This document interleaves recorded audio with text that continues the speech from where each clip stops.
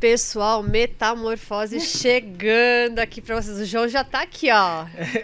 Fui pego aqui no pulo, sim. Já vai chegando aí. Tudo bom, João? Tudo bem, Tati? Oi, gente. Hoje nós estamos aqui com um assunto que está muito em evidência, né? Que está trazendo aí uma certa preocupação para as pessoas, as escolas, os pais em casa. A gente vai falar aí sobre a inteligência emocional das crianças. E quem está aqui para falar com a gente é a Carol. Tudo bom, Carol? Olá, boa tarde. Tudo bem, Carol, tudo bem? Carol, que já esteve aqui com a gente, né? Já veio aqui conversar com a gente logo no comecinho do Metamorfose. Lá no comecinho, a gente estava estreando ainda. Carol, que é fono e terapeuta integrativa. Carol, a gente já conhece ela aqui, então a gente já vai pro vamos ver, sim, né? A Carol, ela tá com um projeto aí sobre as emoções para as crianças. Carol, fala um pouquinho pra gente desse projeto aí, como que tá funcionando, desenvolvendo. Tati, primeiro eu vou te agradecer de novo, que eu acho assim um presente estar nesse podcast. Da outra vez eu falei e falo de novo, eu acho esse nome maravilhoso, Metamorfose, que é tudo que o mundo precisa. Precisamos. Né? E o projeto das emoções aconteceu esse final de semana, ele ainda tá tendo desdobramentos e vai ter mais desdobramentos. A gente precisa organizar um pouquinho, né? Porque todo projeto requer uma organização, uma divulgação, um planejamento, são diversas ações que vão sendo tomadas. Mas foi uma vivência, oficina das emoções, para trabalhar com as crianças. Nesse primeiro momento foram crianças de 6 a 10 anos, e a ideia agora é ter um com as crianças menores, e aí seria as crianças com os pais, e eu penso bastante em fazer um pros adultos. Né? Por mais que a gente fale, o tema é inteligência emocional na infância, eu acho que não tem como a gente tirar os pais dessa jogada.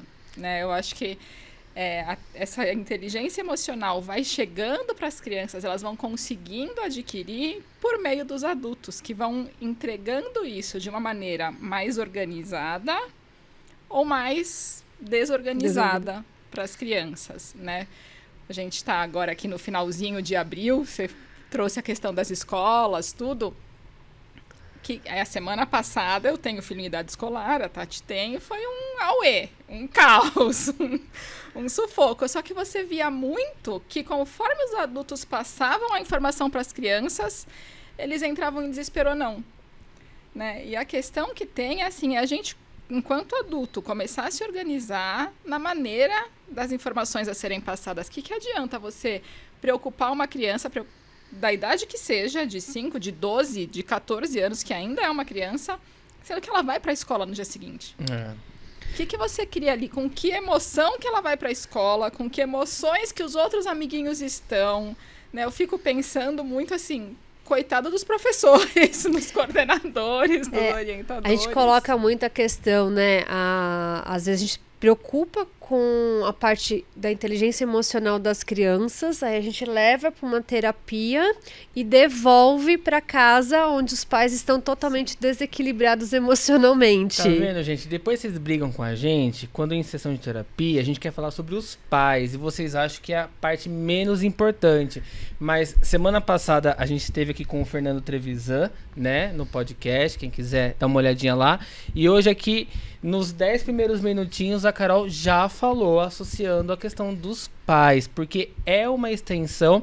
Às vezes a gente entende todo esse nervosismo que a gente vem passando nos últimos tempos, mas é uma coisa assim que às vezes os pais põem esse terrorismo também, né?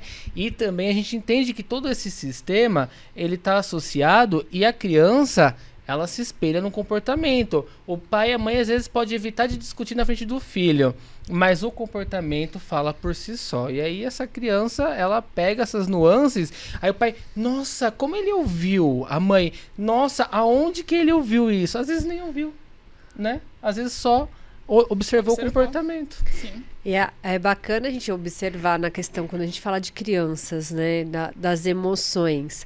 Se um bebê, ele já faz parte, né, ele já capta as emoções dos pais, quando ele tá ali dentro do ventre ainda, quem dirá que do lado de fora? E isso é uma coisa que, assim, eu falo, né? As pessoas às vezes perguntam, mas será que percebem quando está na barriga? Certeza absoluta que sim. Não é assim... isso para mim não é uma coisa mais questionável. Essa parte do estar na barriga é bem interessante a gente até colocar, porque muitas pessoas têm essa dúvida, né? Mas será mesmo? Será que isso realmente acontece? Aí eu vou colocar bem da questão da hipnose, tá? Várias pessoas que eu já trabalhei com a hipnose, que já realizamos a questão da regressão, ela consegue trazer a frase certinha que ela ouviu. E o sentimento da mãe naquele momento. Então, ela consegue vivenciar aquele momento dentro do útero ali. E aí você fala assim, nossa, ela inventou aquela frase? Não, ela ouviu. Aí aquele sentimento, ela sentiu. E aquele sentimento que estava associado com uma emoção. E uma emoção que muitas vezes vai se repetindo até que alguém consiga olhar para essa emoção e clarear o que tem ali, né? Da vez passada que eu vim, a gente falou bastante das crianças índigo, criança cristal. E assim, eu ainda acredito muito, quanto mais eu estudo, mais eu vou afinando essa ideia de que assim, essa criançada que está aqui, com as emoções à flor da pele, pedindo e gritando para a gente olhar para elas estão sinalizando que o que a gente precisa no mundo é de mais amor, né? Elas trazem as questões pra gente olhar diferente. Eu não sei se vocês assistiram o filme A Menina Índigo. Não. Já ouvi falar. A Menina Índigo. Eu assisti recentemente. Me deu uns 5 minutos que eu falei que eu precisava assistir aquele filme. E eu comecei a assistir. Ele não entra em quesito religioso nenhum, tá? Em momento algum se fala de religião ali. Porque algumas pessoas, quando você coloca a parte índigo, vai falar, não tem nada a ver com religião. Ele fala sobre essas crianças que estão numa nova era, que estão num novo momento de vida, de percepção de mundo e que nós não estamos preparados para essas crianças. E ali é um relato tão maravilhoso da questão da escola, do lar, de acolher, da sociedade que não está preparada para essa criança, que ela simplesmente sente. E ela coloca ali o sentimento dela. E aí quando fala assim, né, que ela precisa reprimir aquilo, a criança entra em surto. Que é o que a gente está fazendo com as nossas crianças. Eu vim, né, agora para cá no caminho, pensei, bom, por onde a gente vai começar esse papo? Eu sei que o papo acontece, né? Mas aí você pensa algumas coisas que, de repente, o que eu posso falar lá? E me veio uma coisa muito assim, a gente, os adultos, você falou, somos nós os pais. Sim, somos. A gente começa com o bebezinho lá no berço. Você não pode chorar, agora não é hora disso. Que a gente vai reprimindo os sentimentos, as emoções. E uma hora, o vulcão vai eclodir, né? Não tem outro caminho. Enquanto a gente não olhar isso, é um comportamento, mas que está sendo lá só reprimido. Ele precisa ter vazão. E o pessoal que acompanha o canal Metamorfose pode ver, a gente traz fono, sobre a oratória, outros profissionais, e quantas vezes vocês já ouviram a gente falar o mesmo tema, a mesma abordagem, tanto na parte de oratória, hoje com a fono, também outros profissionais, essa questão dessa represália, né? Então, às vezes pode parecer um assunto até meio que repetitivo, mas é uma questão que está totalmente associada, mas, né? João, eu falo assim, né? É igual, mas fala diferente. Sim. Diante de sob várias óticas, várias né? perspectivas, várias linhas estudam, mas assim, você acaba chegando num núcleo, porque aquilo é uma verdade. Então, assim, cada vertente vai por um caminho, olha de um lado, é a história da gente olhar um elefante por todos os lados. Quanto mais ângulos você olha, mais coisa você tem para observar, mas o que você vai ver é o elefante. Sempre será. Sempre será. Ô, Tati, assim, eu caí meio que de paraquedas. O que é esse projeto? Até às vezes o pessoal que não sabe, que desenvolve. Teve a Oficina das Emoções. Oficina. Oficina das Emoções. Foi esse final de semana. Então, foi com crianças de 6 a 10 anos. E é um projeto desenvolvido sob a ótica da psicologia positiva. Tá. Tem as afirmações positivas da Louise Hay. Mas, assim, tudo isso tem...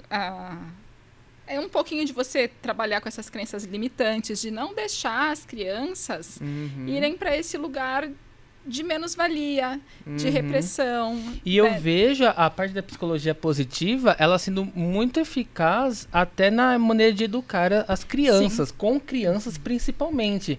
Porque não sei se vocês sabem, mas a criança ela não assimila a palavra não. Então existem até técnicas, inclusive, de, por exemplo, PNL, Mindset, que quando você quer dizer não a uma criança, ou você transforma essa frase, ou você põe a palavra não no final da frase. Entendeu? Eu fiz um curso de psicologia Pode fazer positiva. isso? Não, por exemplo. Mas é uma questão de ferramenta. Você colocando isso, eu fiz um curso de psicologia positiva, logo que eu mudei para Indaiatuba, fiz aqui em Indaiatuba já. E aí eles colocavam, né, essa questão da criança, de você ter que incentivar a escolha da criança. E aí, você chegava para a criança assim, tá na hora de tomar banho. Chegou lá, o horário que a criança precisa ir tomar banho, são as regras da casa. Ao invés de você ficar se descabelando, fala assim, vai tomar banho, menino, vai logo, ó, tá no seu horário, tô mandando, não sei o quê. Você vira pra criança e você fala assim, olha, está na hora do banho, você quer tomar o banho agora ou daqui 5 minutos? Sim. Você dá uma escolha, mas você já dá dentro uma escolha, já direcionada, já fechada. Aí a criança, ela trabalha com a questão da escolha, mas ao mesmo tempo ela está sendo direcionada, ela não está largada ali. Então, essa parte da psicologia positiva, para mim, eu achei maravilhosa.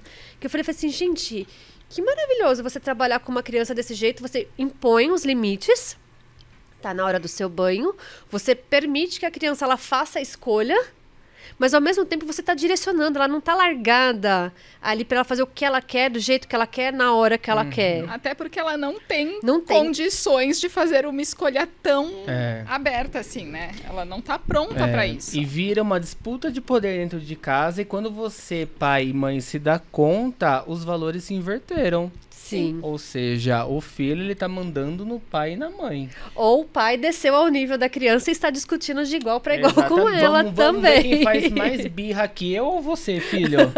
Vamos ver. E dentro da sua profissão e dessa parte de terapia integrativa, qual você acha que existe o maior abismo aí que você identifica, tanto nos projetos quanto no seu dia a dia?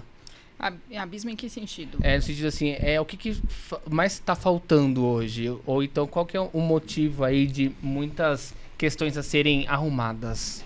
Olha, João, eu acho que o que falta muito, e é isso que eu acho o projeto maravilhoso, que eu gosto de vir, de falar, e que eu acho que cada vez mais a gente tem que espalhar essa mensagem por aí, é as pessoas saírem desse materialismo, dessa solução agora. Porque o que acontece? É para tomar banho e agora. E a briga começa dentro de casa e começa o marido com a esposa, com o filho.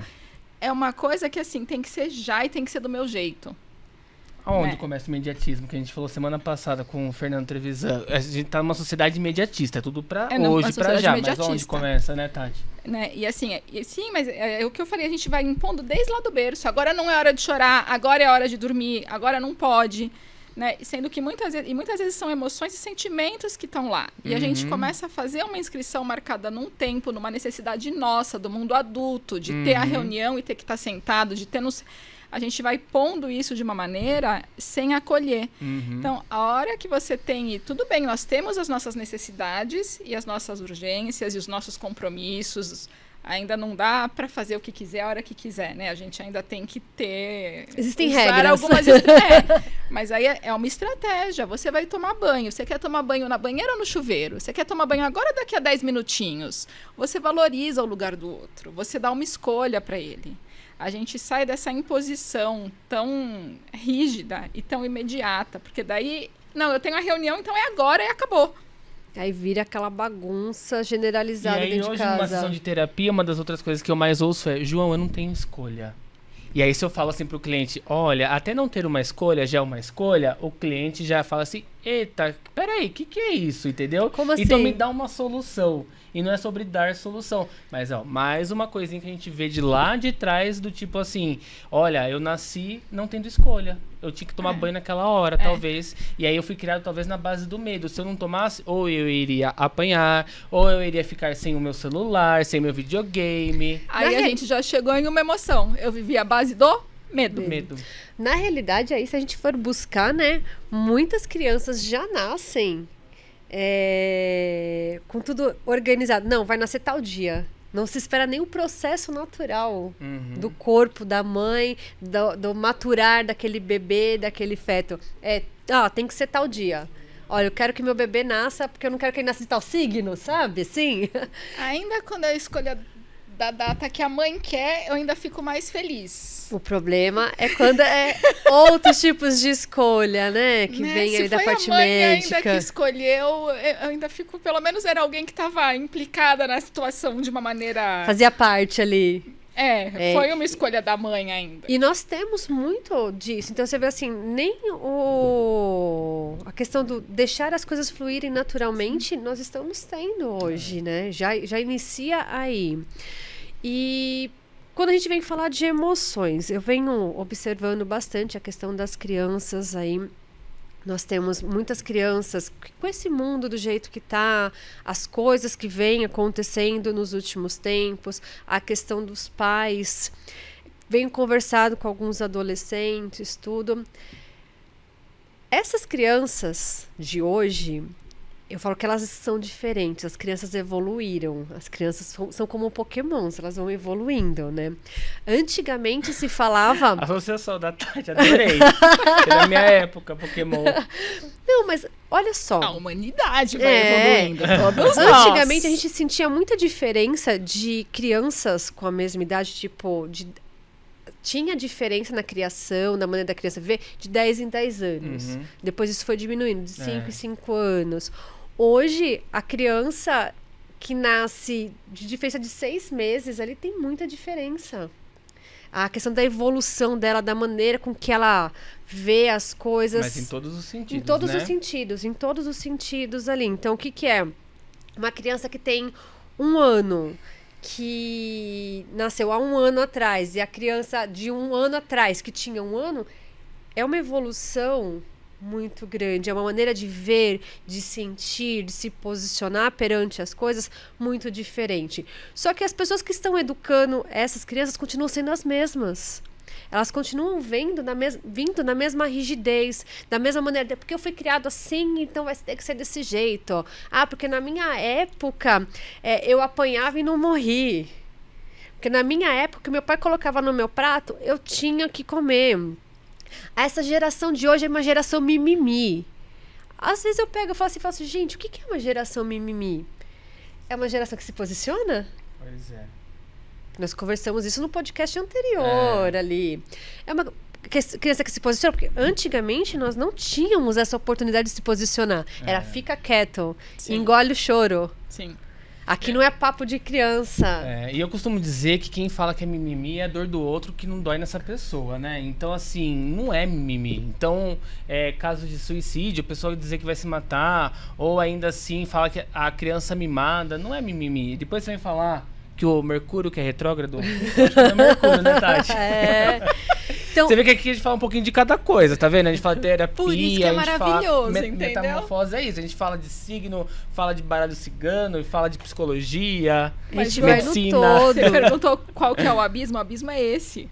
É não falar de tudo isso. Porque não dá pra excluir. Né? Não dá. Verdade.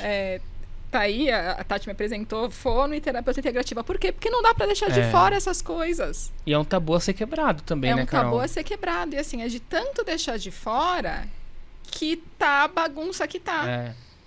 Porque as pessoas ainda têm aquela ideia, né, de que cada coisa de um jeitinho. Eu vou trabalhar... Na sua caixinha. A acupuntura é só acupuntura. Eu vou trabalhar florais, é só florais. Eu vou falar de psicologia, é só psicologia. Não. Eu vou falar de psicanálise, é só psicanálise. Quando, na realidade, que nós falamos no começo, tudo isso se conversa. Porque olha quantos assuntos nós já trouxemos aqui e a gente volta sempre no elefante ali no meio. Então, quando a gente passa a entender isso... e se permitir, né? Se abrir para essa oportunidade, tudo fica muito mais fácil. E isso nós estamos falando aqui de nós adultos. Quando a gente passa a olhar, porque a criança, ela olha desse jeito. Ela não consegue olhar tudo quadradinho. Só que somos nós que colocamos elas dentro desses quadradinhos. Sim. Somos nós que engessamos, somos nós que cortamos as asas delas. Sim. Que não permitimos, né, que elas voem, que elas explorem ali. Uma vez, eu não lembro nem que curso que eu fui fazer, que a gente estava falando sobre essa questão das emoções das crianças e o quanto nós paralisamos elas incutindo medo. Uma criança, ela tá ali explorando a sala, ela sobe numa cadeira. O que as pessoas gritam para ela? Cuidado! Desce, cuidado, desce, daí você vai cair.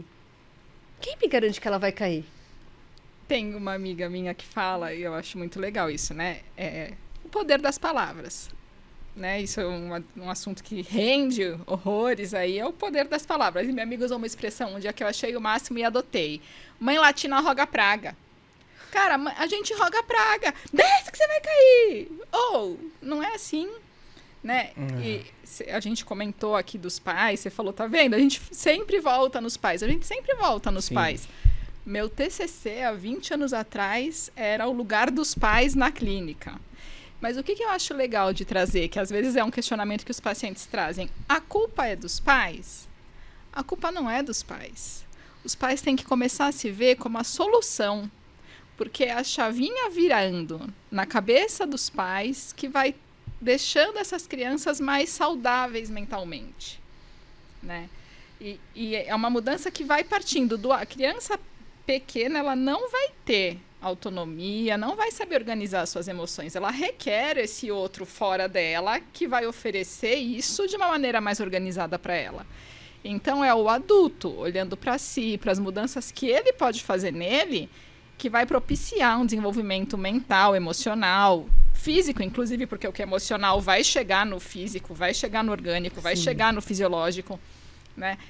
E isso vai passando por tudo isso. E daí eu acho que o abismo que falta é isso, e a gente trazer outros conceitos, porque não é só fisiológico, não é só orgânico. Sabe, Carol, uma coisa que, de acordo com tudo que ocorreu nesses últimos tempos, né, a gente viu muito dessa questão de cancela a aula, volta pro remoto, que eu escutei um monte dessas coisas. Ai, tem que tomar cuidado, as crianças estão desesperadas, aqueles monte de coisa. Eu refleti bastante em relação a isso. Em casa, a gente tentou, na medida do possível, né? Porque trabalhar o equilíbrio, trabalhar a orientação. E mesmo em cima de tudo que estava acontecendo, né? Eu brinco assim, mesmo com o mundo todo desmoronando do lado de fora, eu busquei levar informação. Então, aquela coisa assim, filho, se você observar um zoom em algum lugar, se mantenha afastado. Ó, se você perceber qualquer coisa, liga para a mamãe, ó, liga para a polícia, comunica a tal pessoa, se você escutar. Por quê? Eu acredito muito que hoje os pais estão tão perdidos na educação, tão perdidos, que a solução é tirar a criança do problema. Sim. A solução é tirar o adolescente do problema e não ensinar ele a identificar o problema, a se organizar emocionalmente, se organizar de uma forma racional para resolver aquilo. E o jeito mais rápido de fazer isso é através do medo, né? Você tira, o jeito mais rápido de você tirar é assustar por medo. Aí a pessoa sai. Só que não é a mais saudável. Aí depois a gente vai vendo aí ao longo do desenvolvimento esse medo, em casos grandes, sendo uma síndrome, sendo um pânico, entrando em questões de suicídio, porque assim, a pessoa fica tão sem saber como o que fazer, que aí a única solução que ela encontra é o quê? É fazer o que o pai e a mãe fizeram. Tira do problema. E ela vai o quê? Ela tira a vida. E depois vocês reclamam de fake news. Vocês não buscam pela informação, né? igual você falou agora, que você buscou informação. Não buscam pela informação. E aí a primeira brecha que tem dá espaço para fake news. E aí a fake news faz com que vocês fiquem aterrorizados, coloquem medo nos seus filhos. E aí vocês ficam criando ideias hipotéticas, do tipo colocar detector de metais na escola, por exemplo, onde isso vai até um apontador vai barrar essa criança, vai se formar uma fila lá fora, que daí tá possível de atropelamento, de possível atentado fora da escola, se isso fosse acontecer. E aí o essencial não é feito, não é trabalhado. Da orientação, por exemplo. Tem uma coisa que eu gosto muito de pensar, assim, né? Nesse mundo integrativo, que é assim, o que você vai criar com isso? O que você vai criar com um detector de metal na porta da escola? Exato. O que você vai criar? Que mundo você está gerando? Que mundo você está nutrindo? Que ação, que sentimento você está nutrindo com uma fila? Vai ficar. E aí são esses mesmos pais que falam assim, bandido que é pra estar preso tá solto, e a gente que tá vivendo atrás das grades, atrás de muros, de cercas e de câmeras. Entendeu? Educar dá trabalho, educar não é fácil. Teve outra coisa bem bacana que eu ouvi, que eu também venho, né? A gente vai escutando, vai estudando, assiste aula, assiste curso, assiste live e aprende. E que eu achei muito legal, que foi até referente a essa questão toda aí. Na verdade, a questão era da exposição ao mundo digital, né? Dos cuidados que requer, tudo. E eu ouvi uma coisa que era assim, ó. Quando o nosso filho é pequenininho, ou qualquer criança que seja, se você não é pai e mãe, e tá o fogo lá, o que você faz? Você vai devagar. Olha, cuidado, vem no fogão perto de mim, só mexe aqui quando a mamãe estiver junto, vamos lá que eu vou te ajudar. A gente vai instruindo como ele vai lidar com aquilo, porque aquilo ele vai usar um dia. Precisa ter um pouquinho de maturidade, um pouquinho de coordenação, mas a gente vai falando sobre aquilo e mostrando como funciona. Para o fogo, por exemplo. Agora, em inúmeras outras situações, a gente vira as costas e não dá esse direcionamento. E aí é que abre o buraco para uma imaginação que vai, para as fake news que vem vindo daqui e dali, que ele fica perdido. Né? Nesse imediatismo que a gente também já mencionou, eu tenho os meus compromissos, não dá para eu ver isso agora, não, deixa isso para lá depois, isso não é tão importante. Se a gente não sentar e não começar a direcionar, da mesma forma o banho é um direcionamento, escolhe, você quer no chuveiro ou na banheira, agora ou daqui a 10 minutos.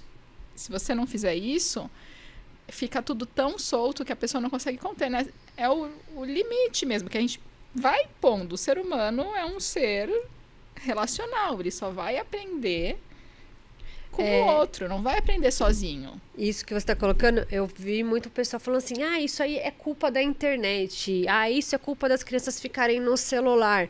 Gente, não é a culpa da criança estar no celular, é a culpa da criança estar no celular sem estar sendo direcionada, sem estar sendo orientada. Sem estar com um filtro do que é bacana ver. Isso é a diferença, tá? Porque, vamos colocar assim, gente, o celular, a tecnologia é o nosso mundo daqui pra frente. Não adianta falar assim, não, meu filho não vai ter celular. Cara, o que você tá fazendo com seu filho? Você não tá ensinando ele a lidar com o que nós temos hoje. Sim. Não é tirando, não é privando que se educa. É ensinando a usar. Ensinando a fazer um uso benéfico daquela ferramenta. Poxa, a criança tem que entender, ela tá com o celular, ela consegue fazer uma pesquisa, ela consegue conversar com o vô, com a avó, com o tio, com a tia que tá longe, ela consegue conversar com o amiguinho da escola. Só que ela tem que saber também que, olha, tem coisas que ela não pode mexer, que não é bacana, que não é legal. O meu filho... nem sei se ele contou isso pro João em terapia, vou contar aqui, ó. Meu filho, né, o pessoal sabe, tem 14 anos, ele mexe na internet, ele tem aquelas questões das redes sociais, tem um outro lá que eles conversam, lá que jogam junto, todas essas coisas. Discord. E aí, o que tem? Ele tinha um amigo que estava com ele nessa rede há 2 anos. Contou. Há 2 anos ali conversando, e não, porque é o meu amigo, não sei o quê, nananana. Eis que, de repente, esse amigo começa a mandar coisas pornográficas pro meu filho. Aí meu filho discutiu com ele, falou, não, eu não gosto dessas coisas, não sei o quê, nananã. Explicou pra ele, aí essa pessoa continuou insistindo. Aí, de repente, entrou lá e falou assim, porque hackearam a minha página. Aí meu filho falou assim, então vai, denuncia. A pessoa falou assim, não, deixa. E foi usando desse jeito, mas continuou mandando as coisas pro meu filho. E meu filho conversou com a gente. A gente chegou pra ele e falou assim, filho, se hoje alguém hackeasse a sua página, o que você faria? Mãe, eu ia denunciar. Eu falei assim, então, por que essa pessoa não denunciou? Ninguém vai ficar usando uma página que tá hackeada. Sim. Filho, se hackeassem a sua página...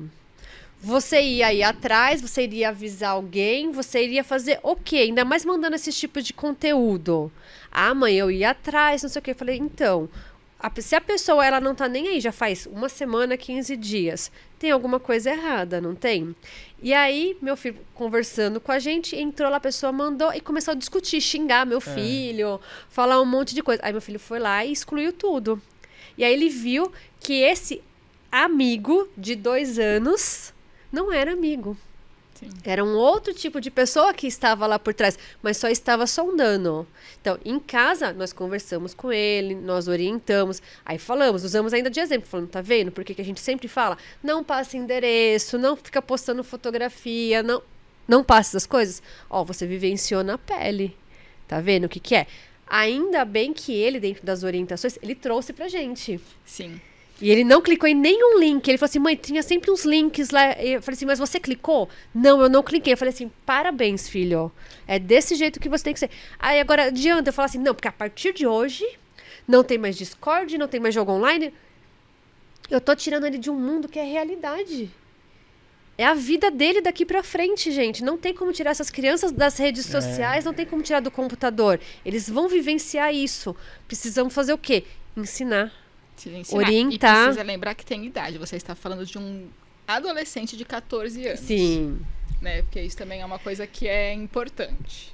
Não vamos deixar uma criança que não sabe nem escrever direito lá interagindo. A gente tudo tem fase, tudo tem momento, mas é o quê? É orientar. Meu filho tem 4 anos, ele joga no celular? Ok, que joguinho? Quanto tempo? Como que você tá ali perto? Porque, gente, meu filho teve, quando pequeno, um tablet de criança. Aquele tablet que você comprava que era específico pra criança, tudo bonitinho, que tinha as senhas, que tinha as coisas. Eles são muito inteligentes. Daqui a pouco eu olhava, ele tinha aberto coisas que eu falava assim, como que ele conseguiu acessar isso? Eles conseguem. Eles conseguem, por mais que você faça assim, não, porque o celular, porque tem a parte do filtro de criança, não sei o quê. Gente, tem meios. Então, oriente, não confia só naquela tecnologia. Orienta a criança, organiza, vai ver de vez em quando. Pega o celular do meu filho? Pego. Olho. Mas ele tem que ter a privacidade dele. Nem eu tenho privacidade. Na verdade, é assim, até os 18 anos, nós somos responsáveis. Então, a sua privacidade não dá para ser assim, porque eu sou responsável por qualquer coisa que aconteça, que faça, né? Tem toda uma questão que vai além dos aspectos emocionais, psicológicos, tudo. Existe uma questão legal também. Os pais são responsáveis até os 18 anos. Então, a sua privacidade nesse quesito não dá para ser tão privacidade assim. Eu brinco, nem a gente tem privacidade. Gente, o nosso celular, ele é rastreado. Sim, o tempo inteiro. O tempo inteiro. Eu acho legal, de tudo que você falou, né? Tem essa questão, assim, da gente não adianta você proibir. E isso é uma coisa que a gente faz com as emoções. Não fica triste. Não fica assim, não chora. Tô triste, né? Tem uma coisa... Você não pode sentir raiva. Você não fica com raiva. O que é raiva? Né? A raiva, muitas vezes, é uma potência não identificada. Muitas vezes é uma força de ação para transformação. Né? Não fica tão bravo, não chora por causa disso. Não, o que aconteceu? E assim vai começando um diálogo na infância, que vai construindo um vínculo saudável, vai construindo confiança, para de repente um adolescente chegar para os pais e falar, olha o que meu amigo me mandou, um vídeo de pornografia, existe uma confiança aí. Ele sabe que não vai ser só uma punição, que não vai ser só uma discussão maluca na casa, né? Que daí começa o pai e a mãe. De acusação. Você que comprou o celular, eu te avisei que não era. Vira um jogo de acusações aí, né? E aí, de novo, o que vai criar com isso? E isso é uma coisa que vem desde pequenininho, é uma construção de um vínculo familiar saudável, né? Eu acho que falta... Você perguntou qual o abismo que falta. Estou voltando assim, em algumas questões que a gente falou. Eu acho que isso falta. É muito fácil a família virar um terreno de acusação. Sabe? Você até falou, né? Você vai para o mesmo nível que a criança ali e começa a discutir com birra. Vira! Parece que você está no jardim da infância. E tá os três ali numa briga que alguém tem que ser adulto. Alguém tem que se posicionar. Né? Alguém tem que se posicionar e fazer os direcionamentos para criar mais para todo mundo, para a família inteira. E não só para a família. Essa família que vai conviver onde mora, nos lugares que frequenta, na escola, ela vai levando isso junto com ela. Né? Eu acho que falta a gente saber ocupar esse lugar e espalhar. Porque daí, muitas vezes, a gente se retira também. Né? A gente sai das sintonias, das confusões, das brigas, tal, e você fica mais recluso em casa. Não, eu vou lá e vou levar. Carol, em relação à questão das emoções que a gente tá falando, né? Eu sou apaixonada por aquele filme da Disney, né? Do Divertidamente. Eu sou apaixonada por ele. Vão lançar um agora dos Elementos, né? Da Arma de Fogo, que eu já vi. Que eu já vi no cinema. Eu já vi que já vai ter ali. Eu gosto bastante, eu acho que explica bastante essa questão das emoções. Só que ainda precisamos aprender a trabalhar muito com isso, né? Eu vejo bastante as pessoas falando assim, porque você é menino, você não pode chorar, você não pode expressar os seus sentimentos, você não pode sentir raiva, raiva é feio, sentir raiva é feio, é pecado, é do mal você sentir raiva. E aí a gente vem com essas crianças cada vez mais reprimindo os seus sentimentos lá, se anulando. Como que você está vendo isso no processo que você está aí, né, de ainda organização do seu projeto? Porque a gente brinca, né, que você montou um projeto, ele vai mudar ainda várias vezes até se encaixar ali, né? Até tomar vida, a hora que tomar vida muda de novo. Porque você vai vendo o que as crianças vão estar trazendo ali, as necessidades realmente, né? Então vai tendo as adaptações ali. Mas o que você vem sentindo em relação ao que as crianças te trouxeram? E eu acho que, puxando um gancho ainda nessa sua pergunta para ela, eu acho que a própria profissão dela como fono deve ser como um excelente medidor dessa criança, né? Um possível atraso de fala, uma mudança de tom de voz, né? Gagueira. Você consegue... gagueira. Então, é uma coisa que eu acho muito legal, porque às vezes as pessoas falam, mas você é fono? O que tá acontecendo? Os sintomas que vêm na fono, que são sintomas que, assim... Se você pegar esses, que são os que eu mais trabalho, né? Que é atraso de fala, gagueira, são sintomas que estão falando exatamente isso, dessa formação subjetiva, né, dos ditos, dos não ditos, dos interditos, das proibições, dos desvios de fluxo que estão acontecendo. O sintoma da criança, ele só está te contando que tem ali alguma emoção que não pode ser falada, que tem que ficar reprimida. Né, é isso que ela está te mostrando ali com o sintoma dela, que vem muitas vezes na fala, né? E então eu acho que isso é muito real, né? E para mim a saída é cada vez mais a gente olhar de outro lado. É como você falou, né? Sentir raiva é pecado, não fica assim. Tem uma abordagem que, se você olhar o que a gente tem hoje, causar polêmicas, né? Mas tudo bem, vamos lá, a gente está no lugar para isso. O que a gente tem hoje como grandes pecados, na verdade, são virtudes que a humanidade tem que desenvolver.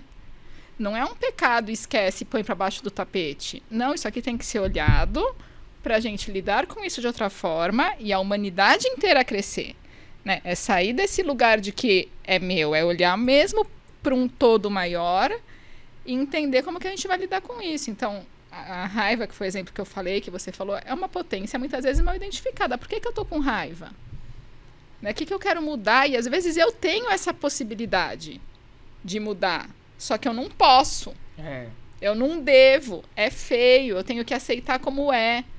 Muitas vezes não é, porque olhando o mundo tá bem estranho, no mínimo. Em relação à raiva ainda, muitas vezes, né, com essa questão do reprimir a raiva, a criança, quando ela sente isso, ela se pune, ela se culpa, Sim, né? ela começa a se autodestruir, né? Entra num processo. E a gente vê na questão escolar, né, muitas crianças que têm problema com a escrita, a questão até das cores que utiliza, da pressão de lápis, de desenho, toda essa parte ali que ela vai estar colocando para fora toda essa raiva, mas aí para a mãe fala assim: ah, nossa, ela é tão quietinha, ela é tão boazinha, mas ela tá com uma raiva contida dentro dela que eu falo assim, é uma bomba relógio.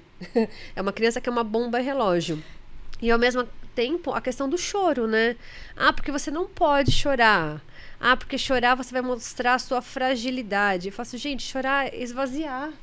Chorar, esvaziar. Chorar E aí, esvaziar. às vezes... Lá na... Não, pode falar. Não, lá na Oficina das Emoções teve uma atividade que era esvaziar os diferentes potes de diferentes tamanhos de água, que era exatamente a tristeza.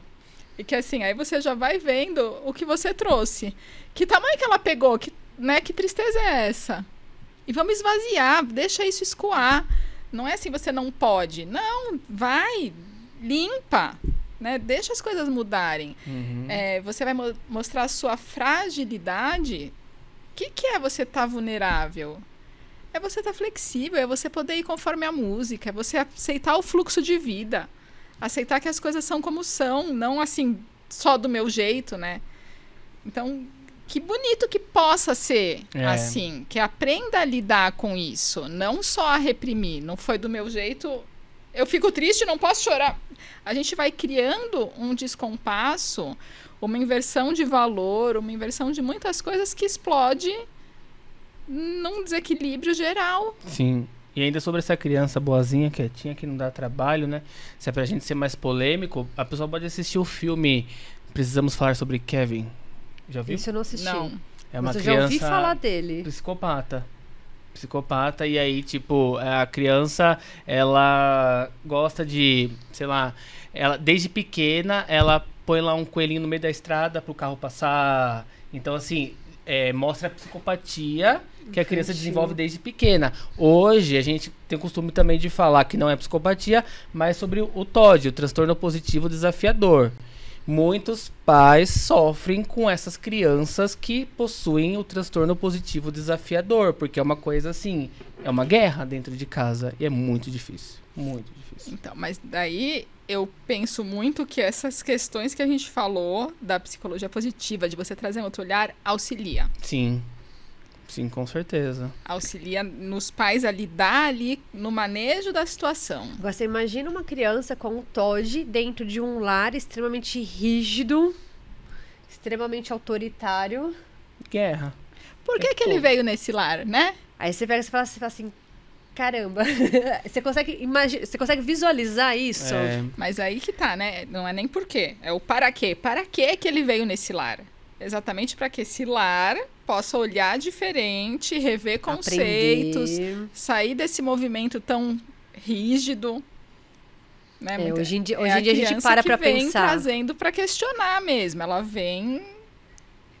E aí, quando a gente fala até do tema terapia integrativa, gente, tá tudo ali integrado.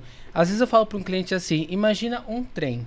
Ele tem vários vagões. Cada vagão é ligado um ao outro. Se um perde ali a conexão com o vagão, todo o sistema para.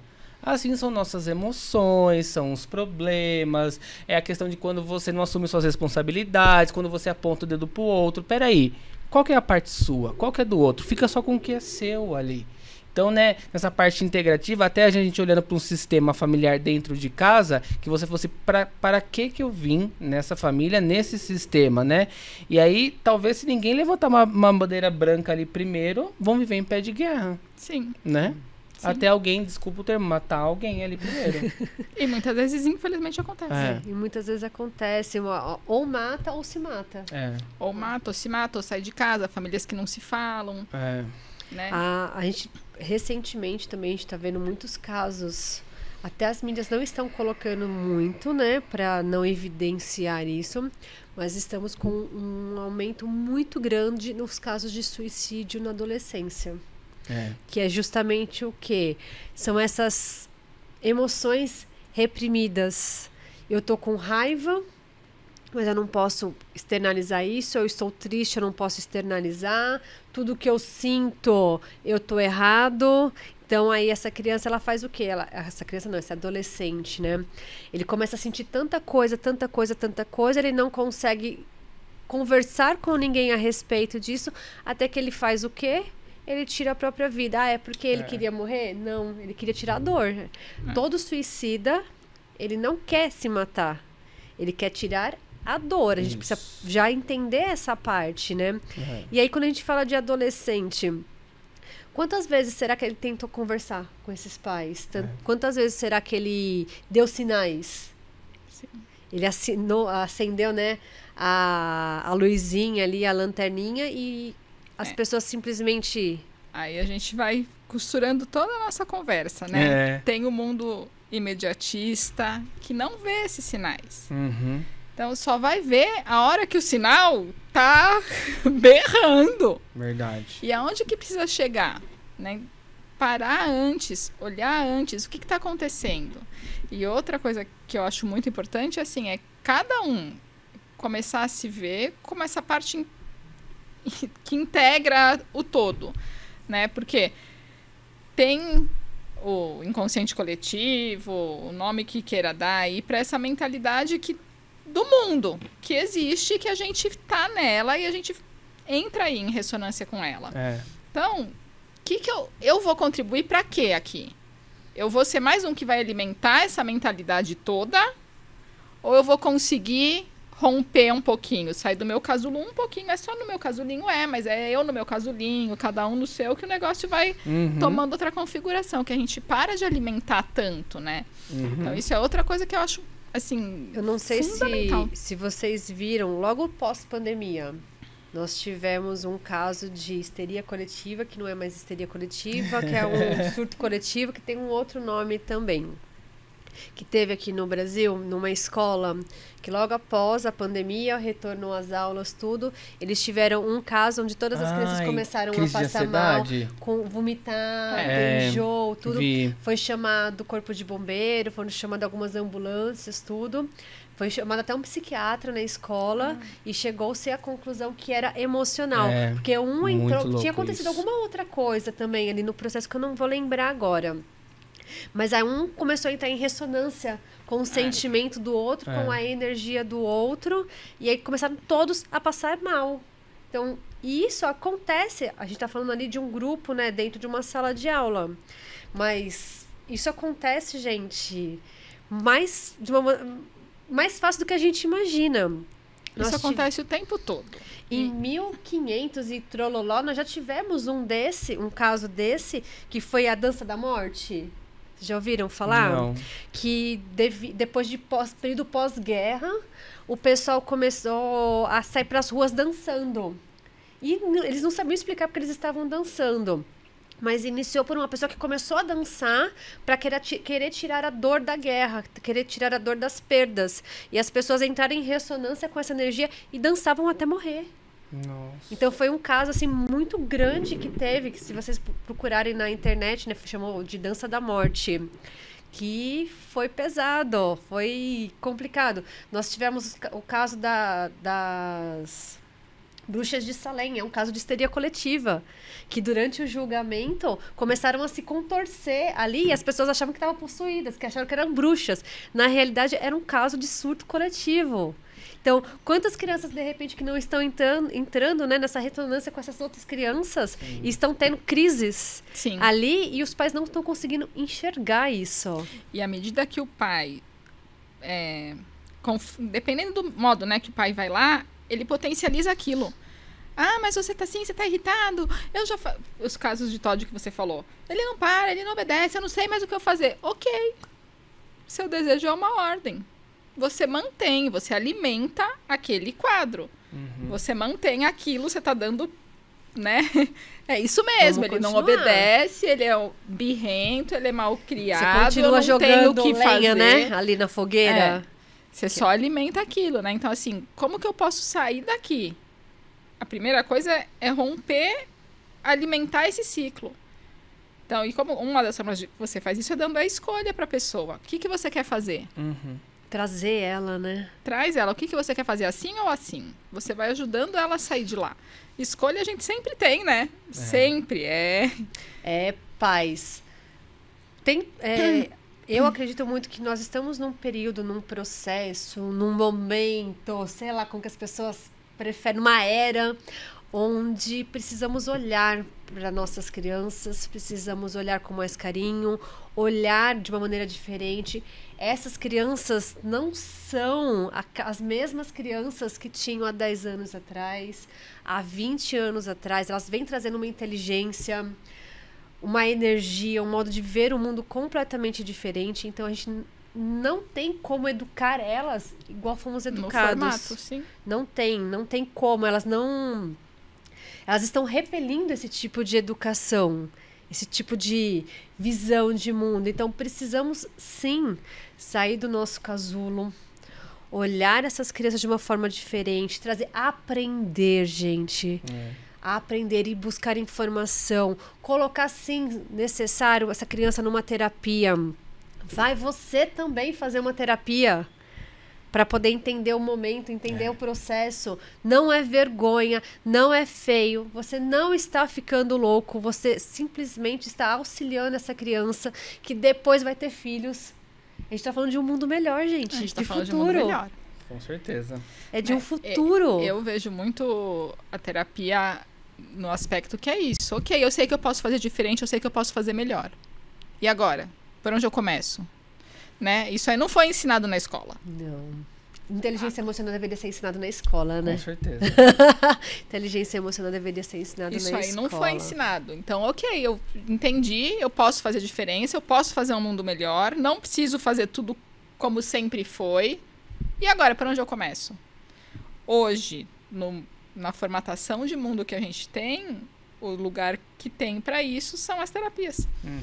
Né? E daí, assim, eu sempre falo, e qual terapia? Não sei. Tem um monte de terapia, tem um monte de técnica, um monte de profissional. Começa. Deu certo, né? O universo é sábio. Vai dar certo, vai...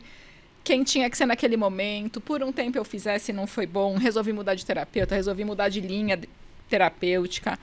Nós temos questões que mudam. Ou então o terapeuta vai trabalhar um bloqueio, em outro você vai trabalhar outro.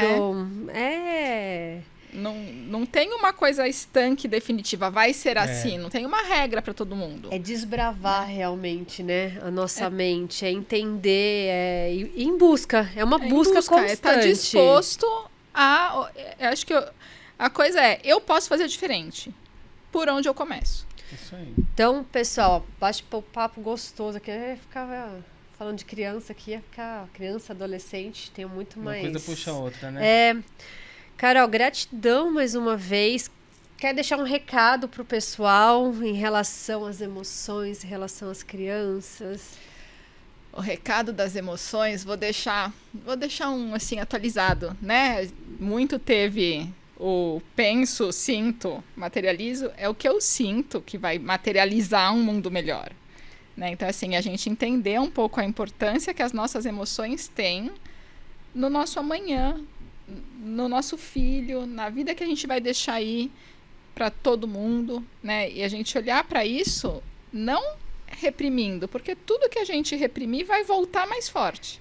É olhar para isso com os olhos de acolhimento, com os olhos de que isso está me mostrando que eu posso fazer diferente. Como é que eu vou fazer diferente? E estar disposto a ir em busca dessa procura. Né? Em cima disso, eu vou fechar aqui com aquela parte que o pessoal fala assim, que mundo que você vai deixar para o seu filho? Não é o mundo vai ser sempre o mesmo. Mas que criança, que adulto que você quer nesse mundo? Que é ele que vai fazer a diferença, né? Então, a gente parar e pensar, porque o mundo é sempre o mundo. Verdade. Carol, gratidão, bate-papo super gostoso. Muito bom. E vamos pensar fora do casulo, vamos tirar essas crianças aí do casulo. Isso aí. Vamos deixar eles baterem as asinhas deles e voarem aí. Gratidão e até a próxima. Gente. Beijo.